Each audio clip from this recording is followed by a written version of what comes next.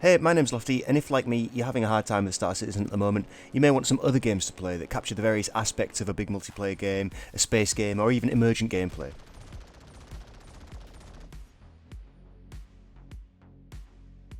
These are just some of the games that I've been playing recently that aren't just Elite Dangerous or No Man's Sky, the standard options that people would go to for another space sim itch. And then a couple of other games coming out soon that I think will also scratch that itch. So without further ado, let's just get into it. Okay, so number one, Void Crew. Void Crew is a 4-player roguelike where you take control of a spaceship and you assume a role on board that ship, the pilot, the engineer, the gunner, and you can have a person that goes out with a grappling hook to collect loot. And working together, you fight through endless missions to power up your ship and escape before the enemy dreadnought wipes you out. The game itself is a solid blend of FTL-style management and first-person co-op gameplay, and it's simple, but it's a fun take on the multi-crew aspect of starship flight and combat. Everyone has a job to do, and while it's only a simple game loop, it's very fun with friends. As you can see from the gameplay footage, we had a lot of fun, me and a couple of friends, and then even just playing with randoms, going out and fighting all of these things and coming back with the loot and upgrading our ship and seeing how long we could go. So yeah, it's a really fun game to play with friends. The one thing I will say is that obviously when you've done a few runs it does get a bit repetitive, so I hope they do add more content in the future, but certainly Void Crew is a solid option if you're looking for some just kind of basic multi-crew gameplay. It's not too expensive, it's an early access game, and it's just a bit of fun to have with your friends. Each role is in depth enough that it gives you something to do, but each role is also flexible enough that you can jump on and do something else with someone else, and everyone has their own abilities. There's a nice little upgrade tree that you can do to get better pilot abilities, better engineer, better gunner abilities, that kind of thing. So it does have a little bit of depth to it, but it is still quite simple, easy to get into, easy to pick up and play, and you can just have a few runs and then call it a night. So yeah, that's number one. Number two, Arma Reforger. Now, I've been an Arma player for over 15 years, and the latest iteration or version, Arma Reforger, is probably the best experience yet for crazy multiplayer moments. And I've played Squad, played all these other games, but Arma Reforger obviously is the one that's got the players in it at the moment because it's a bit newer. The latest update added 128 player servers, so teams of 64 face off against each other for control of this massive map. Not to mention the sheer amount of other game modes and mods that are available. If you like survival type gameplay, there's DayZ type servers, there's role-playing type servers, but what really sets Arma Reforger apart is just the emergent moments that you and your squad, or even just solo, that you'll find yourself in, assaulting enemy positions, building bases and facing off against counter-attacks, getting yourself into ambushes. The sheer scale of the map and the number of players means there's always something happening, and there's always something to get involved in. So if you're after a massively, well, not even massively multiplayer, but a multiplayer game where there's lots going on, there's lots of player interaction, and there's lots of just cool things happening, I'd say Arma's definitely the game. It has it all, in my opinion, if you're looking for that type of emergent multiplayer gameplay. Get me the fuck out of this hellhole.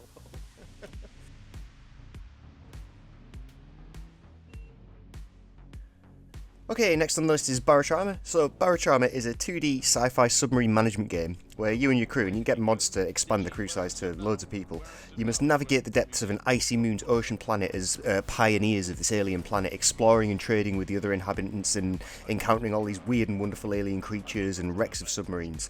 It's an in-depth game, and each person takes on a role, but the management of the sub is really granular and intricate. You can rewire just about everything in the submarine, so if you were more of an unscrupulous type of person, you could really mess with your teammates. But just about everything in it is modular. There's a huge modding scene, custom submarines, all that kind of stuff, custom maps. And what makes it interesting is it's just the unpredictable nature of the missions. It's sort of like FTL in a way that you pick up a mission and you go through this level, but you've got to navigate with your sub. You have to leave the sub and explore. You can encounter these crazy underwater aliens, and there's a sanity mechanic that you can drive yourself insane if you see too many aliens. And you can see things that aren't there. Like, for example, I saw a fire in the engine room and only I could see it, and no one else could see the fire, and they thought I was mad, and I was mad. So yeah, it's led to many fun and harrowing experiences. So yeah, next on the list, Stalker 2. Now, Stalker 2, the Stalker games have been some of my favourite games growing up, just in terms of the emergent gameplay of it. The air life system was always a big sort of draw, the idea that NPCs could wander around and have their own little scripts going on, their own little stories going on. And this latest release was, in my opinion, a really strong game if you get a few mods to go with it.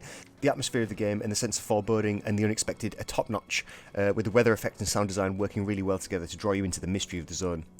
There's a massive amount of mods available, including like a free play mode where you can start anywhere and have your own little story, as well as an actually engaging story from the devs as well. So I would definitely also recommend Stalker Gamma, which is free, for a bit more of a visceral and hardcore experience if that's your thing, if you like getting punished for playing a game.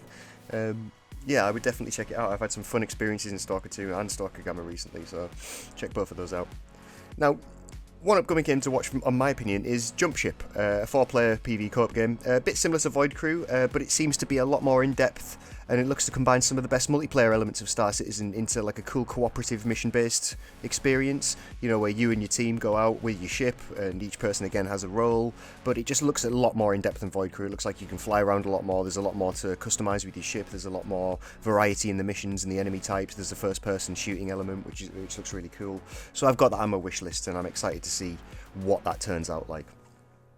Another game I've got my eye on is Railgods of Hystera, which is a survival, base-building, crafting, Lovecraftian co-op game where you assume control of a possessed train, it seems, and try to navigate through a sort of isometric third-person type world with your team, building up your train, going out and fighting monsters, coming back, upgrading the train, and seeing how far you can get.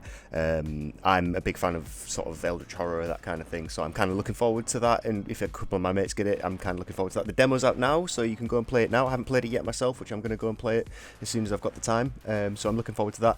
And then in that vein, another game that we've been looking at, which is in development, is called Enginefall, which looks to be sort of a Rust-type survival game on a train, where you have a cabin, and that's your base, and you can make it from standard class up to first class and control the train. I don't know, the concept looks interesting. Whether or not the game is actually going to be interesting or not, we'll have to wait and see. But the trailer certainly is something to behold. And then I just want to finish off by saying that obviously this is the year we get the Metal Gear Solid Snake Eater remake coming in August, which is one of the games that I am most looking forward to. I know it's not really got anything to do with Star Citizen, but certainly Metal Gear Solid Delta Snake Eater is going to be one of my games this year to play. So yeah, look out for that. So yeah, those are just a few of the games that I've been playing recently that aren't Star Citizen, that aren't just Elite Dangerous or No Man's Sky. I used to play a lot of EVE. I'm not really into spreadsheets in space anymore, so if you have any other recommendations for Star Citizen-like type games, or games that have a lot of cool emergent gameplay, I would love to hear them in the comments, so please give me a shout. Thanks very much.